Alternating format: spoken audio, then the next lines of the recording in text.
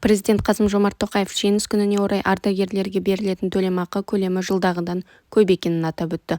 Бұл туралы мемлекет басшысы мемлекеттік наградалар, жоғары әскери және арнаулы атақтар, сыныптық шендер тапсыру рәсімінде айтты, деп хабарлайды ақорда.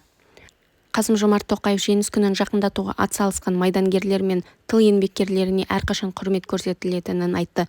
Президент осы ретте ардагерлерге мерекеге орай жыл сайын қосымша төлемақы берілетінін, ал биыл оның көлемі 3 миллион теңгеге дейін өскенін жеткізді. Сонымен қатар өзінің бастамасымен биылдан бастап Айбын орденінің 3 дәрежесі даңқты батырларымыз Сағадат Нұрмағамбетовтың, Бауыржан Момышұлының және Рахымжан Қошқарбаевтың атымен аталатынын еске салып, ұлт перзенттерінің батылдығы мен батырлығы бүгінгі және болашақ ұрпақ үшін үлгі-өнеге болатынына назар аударды.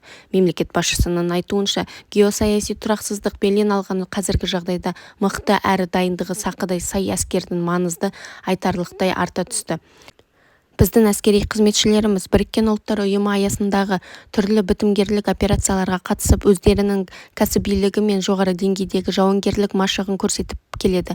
Жуырда Қазақстан голланд жоталарындағы миссиясын дербес орындау жөніндегі Біріккен ұлттар ұйымының мандатына алғаш рет ие болды. Соңғы жылдары әлем елдерінің әскери қуаты туралы рейтингтегі орнымыз едәуір жақсарды. Бұл әскеріміздің дайындығы жоғары екенін әрі үйлесімді әрекет ететінін білдіреді.